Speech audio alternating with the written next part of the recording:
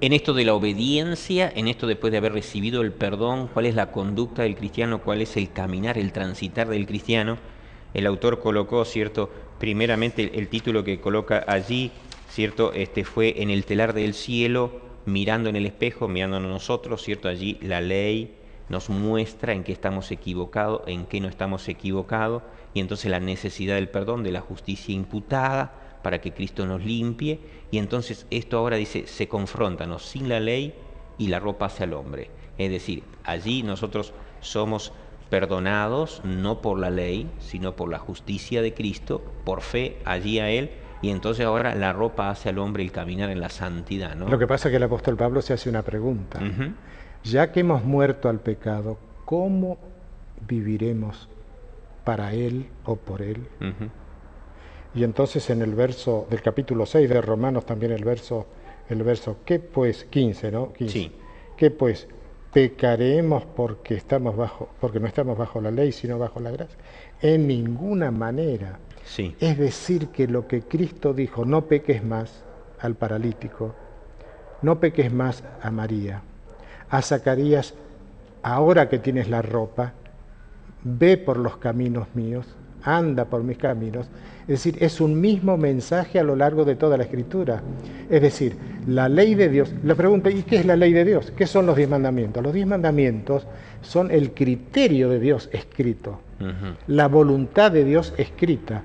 No es una tabla de piedras allí donde está así lejano. No, cuidado.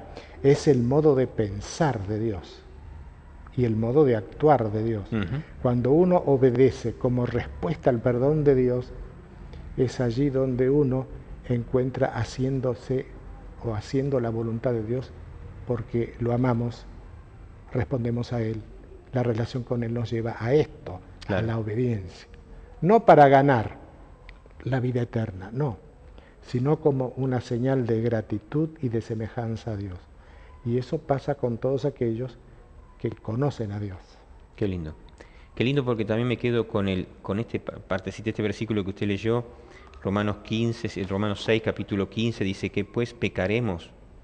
Es decir, porque ya no hay más ley, es decir, el perdón de Dios, ¿cierto? No anula la ley, sino justamente lo que mencionábamos en los bloques anteriores, la restablece, la pone en alto. Cristo murió en la cruz porque hay una ley vigente, ¿cierto? Allí, y entonces como está vigente, Él necesitaba pagar la condenación de la ley. De la ley, ¿cierto? La exigencia de la ley debía ser pagada. Y como yo no podía pagarla, la pagó Él por nosotros. Exactamente. Y cada vez que nosotros pecamos, aparece nuevamente la exigencia de la ley reclamando, ¿cierto?, el resultado, que es la muerte. Entonces por eso nosotros pedimos el perdón a través de esa muerte de Cristo, ¿no? Si tan solo tuviéramos conciencia de que un pecado nuestro reclama a gritos ante el universo el pago de esa transgresión. Suena fuerte eso, ¿eh? Es muy fuerte, ¿no? Es muy fuerte, muy fuerte. Es decir, es cierto que Cristo como sumo sacerdote en el santuario intercede y expone su vida, su sangre, pero es el requerimiento de la ley sobre Cristo permanentemente. Es casi como crucificarlo de nuevo. Lo dice el Espíritu Profecía, sí. ¿No? Es como crucificarlo de nuevo. No, bueno, cuando uno percibe esto, se queda anonadado. Acá dice, si tú me acompañas, ¿cierto? Día miércoles 30, el párrafo que está después de las letras en negrita, después de los renglones, dice, Pablo aquí es muy claro acerca del impacto radical que cambia la vida, que le sucederá a alguien que le sucederá a alguien que ha sido crucificado. ¿Con quién? Con Jesús. Nota las imágenes de vida y muerte aquí. No hay nada a medias. Es decir, si nosotros pecamos, muerte. Sí. Si nos arrepentimos, hay ¿qué? Vida. ¿Vida en quién? En Cristo Jesús, el dador de la vida. No por algo dice, yo soy el camino, la verdad y la vida. Y el hecho aquí, yo quiero presentar lo que habla en el siguiente versículo, Romanos capítulo 6, verso 16, dice, ¿no sabéis que si os sometéis a alguien como esclavos para obedecerle, sois esclavos de aquel a quien obedecéis, sea del pecado para muerte o sea de la obediencia, ¿para qué? para justicia, ¿no? Para Y justicia. decir, ahí estamos el hecho, ¿no? Cuando nosotros cometemos pecado y ahí entonces aparece la frase, practicamos el pecado. Es decir, nos sometemos, somos esclavos Como vivir del para pecado. el pecado. Para el Como pecado. vivir para el Ujú. pecado. ¿Y qué podríamos decir más para decir cuando hablamos allí, practicamos el pecado? ¿Qué otra cosita podríamos explayarnos en esto? El mismo capítulo 6, Ujú. el mismo capítulo 6, en el verso 17 dice, Ujú.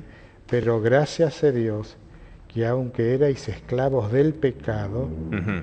habéis obedecido de corazón aquella forma de doctrina a la cual fuisteis entregados, y libertados del pecado vinisteis a ser siervos de la justicia. Es decir, mi liberación del pecado exige y hace de mí un siervo de la gracia de Dios. Ujú. La práctica del bien promueve el bien. Ujú. Y agrega ahí, cierto, que usted lo que leyó, ¿no? Dice, de corazón. ¿Mm?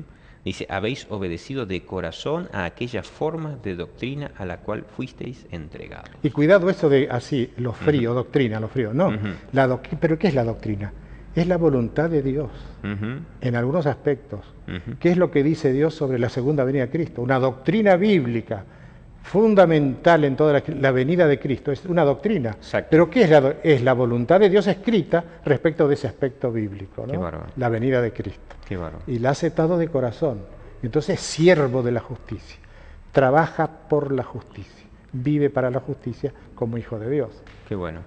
Qué lindo porque allí ahí clarifica un poquitito más todavía el hecho, es como el pecado nos hace preso, nos esclaviza y entonces el enemigo toma posesión de nosotros y allí, cierto, vamos en una bajada, pero qué lindo que cuando nosotros pedimos perdón, Dios allí elimina la culpa del pecado y también nos da liberación, rompe las cadenas Pero que ¿hasta nos tienen dónde? ligados, ¿no? Pero fíjate hasta verso Ujú. 22, fíjate Ajá. Ujú. hasta dónde, mira. 6:22. Sí. Mas ahora que habéis sido libertados del pecado y hechos siervos de Dios, tenéis por vuestro fruto la santificación y la vida eterna. Ujú. Y va con el título La ropa hacia el hombre. Si hemos recibido el perdón, el fruto tiene que ser ¿qué? La santificación y como fin ¿qué? La vida eterna. Te voy a hacer un comentario sobre algún sentimiento que tuve en el pasado. Ujú. A veces uno casa a una parejita en el templo Ujú. y uno conoce la vida anterior de la novia, pero ella viene vestido de blanco. Ujú. No, viene vestida de blanco, perfecto. Y uno ha tenido algunas reacciones que me parece que son, no son consecuentes con el Evangelio, porque uno dice, che, pero después de haber tenido esta vida, ahora se casa de blanco, ¿viste? Ujú. Pero es correcto, ¿sabes por qué?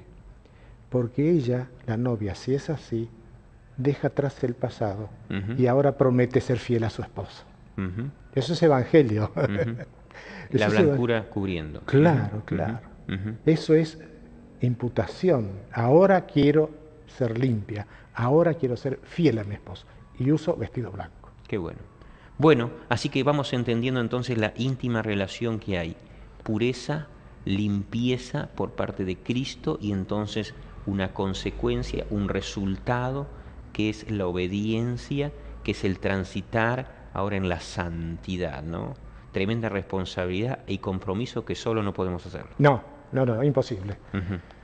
Todo lo puedo en Cristo. que me fortalece. En Cristo que me Y fortalece. solamente a partir de este enunciado de Cristo que me fortalece, podemos hacerlo.